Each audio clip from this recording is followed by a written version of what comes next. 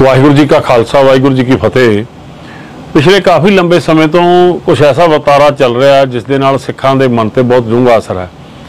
बहुत जोर लाउण दे बावजूद भी सरकारां तक अपील करन दे बावजूद भी जिहड़ा लॉ एंड आर्डर है इस गल नूं हाले तक ठल नहीं सकिया। हर दूजे चौथे दिन एक ऐसी खबर आ जाती जिहड़ी सिखां दे मन ते डूंगा असर करती है। साहिब श्री गुरु ग्रंथ साहिब जी की बेअदबी की मामला आ गया, किसी भी धार्मिक पुस्तक का जां गुरका साहिब का मामला आ गया। ये साजिशी ढंग नाल लड़ा लगातार चल रहा जिहड़ा कि हुण परसों की जिहड़ी घटना है कि 6वीं पातशाही श्री गुरु हरगोबिंद साहब जी की चरण छोह प्राप्त गुरुद्वारा चरण कमल साहब जिथे गुरु ग्रंथ साहब जी की जिहड़ी बेअदबी की घटना हुई है, बड़ी वड्डी एक डूंगी साजिश दिखाई दे रही है।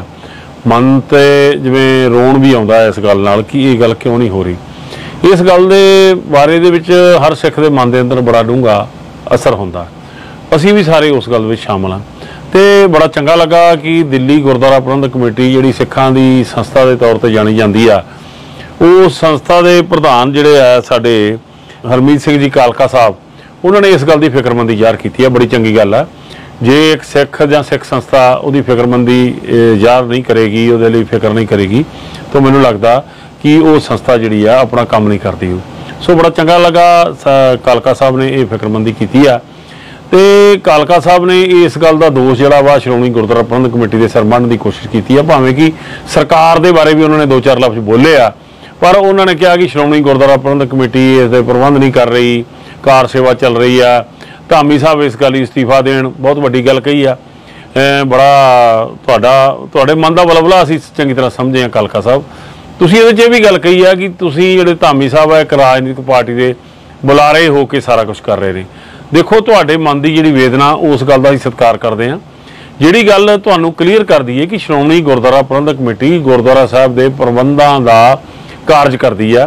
सो गुरुद्वारा के प्रबंध जिहड़े आ उन्हां दे विच जिथे सीधा श्रोमणी कमेटी का प्रबंध है उस गल दे नाल सीधा असीं प्रबंध करते हैं, क्योंकि उत्थे अधिकारी भी असीं ला सकते हैं, उत्थे पहरेदार भी असीं ला सकते हैं, उत्थों की जवाब तलबी भी असीं कर सकते हैं।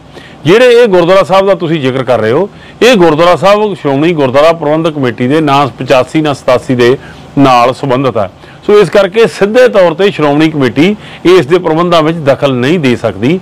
हाँ, ये गल ठीक है कि श्रोमणी कमेटी के नाल जिहड़ी संगत है वो सहयोग जरूर करती है। सो इस करके तुहानूं ये जानकारी दे दईए, श्रोमणी कमेटी के प्रबंधों की नहीं आउंदा, पर फिर भी असीं इस गल की फिक्रमंदी करते हैं कि गुरुद्वारा साहब का जिहड़ा भी प्रबंध करता उसकी जिम्मेवारी आ, वो इस गल का हक बनता कि वो उत्थे जिहड़ी कि पहरेदारी सख्त करन जिहड़ी कि चाहीदी है, क्योंकि बहुत दुश्मन बहुत वड्डी साजिश नाल ये काम कर रहा।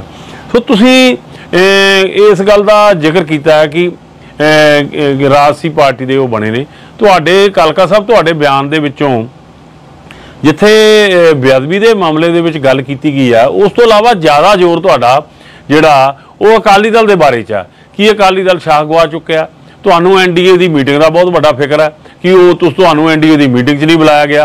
तुहानूं जिहड़ी विरोध विच हो रही जिहड़ी है उत्थे बंगलौर दे विच मीटिंग आ उस दे बारे च तुहानूं बहुत ज़्यादा फिक्र है।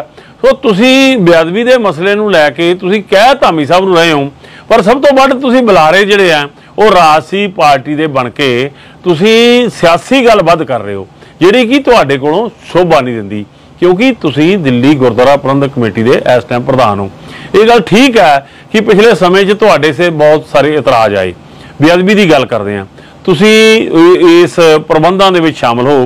तुहाडे प्रबंधों के सब तो वड्डी गल कही है कि अकाल तख्त साहब नूं तुसीं चुनौती दी है। अकाल तख्त साहब ने तुहानूं ये हुक्म लाया सी, संगत नूं हुक्म लाया सी कि जिहड़ी सरकार है वो सरकार का जिहड़ा वीरबाल दिवस है उहदी थां ते साहिबजादे शहादत दिवस मनाया जाए। तुसीं इस गल नूं इनकार कर दिता।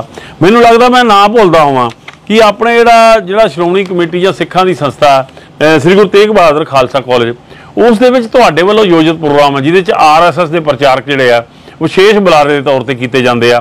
तुसीं बहुत ज़्यादा फिक्र करते हो कि बेअदबी के मामले ये कालेज दा विच तुहाडे उस खालसा कॉलेज दे विच ये जिहड़ा पूजा की जाती है। मैं किसी धार्मिक जिहड़ी कोई शख्सियत है जां कोई गुरु आ पीर पैगंबर आ, पर की है भी ये सारा कुछ तुहाडे कॉलेज के अंदर तुहाडी प्रधानगी हेठ हो रहा कि ये सरस्वती पूजा जिहड़ी है ये धार्मिक तौर पर प्रवानित है ਜਿਹੜੇ ਕਿ ਸਿੱਖ ਸੰਸਥਾਵਾਂ ਦੇ ਵਿੱਚ। ਸੋ ਗੱਲ ਤੁਸੀਂ ਉਹ ਉੱਥੇ ਕਰੋ ਜਿੱਥੇ, ਕਿਉਂਕਿ ਜਦੋਂ ਤੁਸੀਂ ਆਪਣੀ ਪੀੜ੍ਹੀ ਥੱਲੇ ਸੋਟਾ ਨਹੀਂ ਮਾਰਦੇ ਤਾਂ ਫਿਰ ਤੁਹਾਨੂੰ ਸਿਆਸੀ ਜਿਹੜੀ ਆ ਜਿਹੜਾ ਪ੍ਰਭਾਵ ਆ ਉਹ ਤੁਹਾਡੇ 'ਚੋਂ ਸਪਸ਼ਟ ਦਿਖਾਈ ਦੇ ਰਿਹਾ। ਧਾਮੀ ਸਾਹਿਬ ਨੂੰ ਤੁਸੀਂ ਅਸਤੀਫਾ ਦੇਣ ਦੀ ਗੱਲ ਕਹਿਣ ਤੋਂ ਪਹਿਲਾਂ ਆਪਣੀ ਪੀੜ੍ਹੀ ਥੱਲੇ ਜ਼ਰੂਰ ਸੋਟਾ ਮਾਰੋ ਕਿ ਦਿੱਲੀ ਗੁਰਦੁਆਰਾ ਪ੍ਰਬੰਧਕ ਕਮੇਟੀ ਕਿੰਨਾ ਲੋਕਾਂ ਦੀ ਸਪੋਕਸਮੈਨ ਬਣ ਕੇ ਕੰਮ ਕਰ ਰਹੀ ਆ। ਭਾਵੇਂ ਕਿ ਇਸ ਗੱਲ ਦਾ ਤੁਹਾਨੂੰ ਗੁੱਸਾ ਲੱਗੇਗਾ, ਪਰ ਫਿਰ ਵੀ ਅਸੀਂ ਤੁਹਾਡੇ ਵੱਲੋਂ ਸ੍ਰੀ ਗੁਰੂ ਗ੍ਰੰਥ ਸਾਹਿਬ ਜੀ ਦੀ ਬੇਅਦਬੀ ਦੇ ਮਾਮਲੇ ਵਿੱਚ ਜਿਹੜੀ ਪ੍ਰਗਟਾਈ ਜਿਹੜੀ ਸੰਵੇਦਨਸ਼ੀਲਤਾ ਉਹਦਾ ਅਸੀਂ ਸਤਿਕਾਰ ਕਰਦੇ ਹਾਂ। ਪਰ ਜਿਹੜਾ ਤੁਹਾਨੂੰ NDA ਦੀਆਂ ਮੀਟਿੰਗਾਂ ਦਾ ਵੱਧ ਫਿਕਰ ਹੈ, ਇਹ ਗੱਲ ਤੁਹਾਨੂੰ ਨਹੀਂ ਕਰਨੀ ਚਾਹੀਦੀ।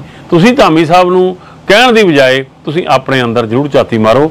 ਸੋ ਗੁਰੂ ਕਿਰਪਾ ਕਰੇ, ਜਿਹੜੀਆਂ ਇਹ ਸਿੱਖ ਵਿਰੋਧੀ ਸ਼ਕਤੀਆਂ ਜਿਹੜੀਆਂ ਗੁਰੂ ਗ੍ਰੰਥ ਸਾਹਿਬ ਦੀ ਬੇਅਦਬੀ ਦੇ ਮਾਮਲੇ ਸਾਹਸੀ ਢੰਗ ਨਾਲ ਕਾਰਵਾਈ ਕਰ ਰਹੀਆਂ, ਆਪਾਂ ਇਕਜੁੱਟ ਹੋ ਕੇ ਇਹਨਾਂ ਦੇ ਖਿਲਾਫ ਡਟ ਕੇ ਲੜੀਏ, ਨਾ ਕਿ ਕਿਸੇ ਵੀ ਸਿਆਸੀ ਪਾਰਟੀਆਂ ਦੇ ਸਪੋਕਸਮੈਨ ਬਣ ਕੇ ਇੱਕ ਦੂਜੇ ਨੂੰ ਨੀਵਾਂ ਦਿਖਾਉਣ ਦੀ ਗੱਲ ਕਰੀਏ।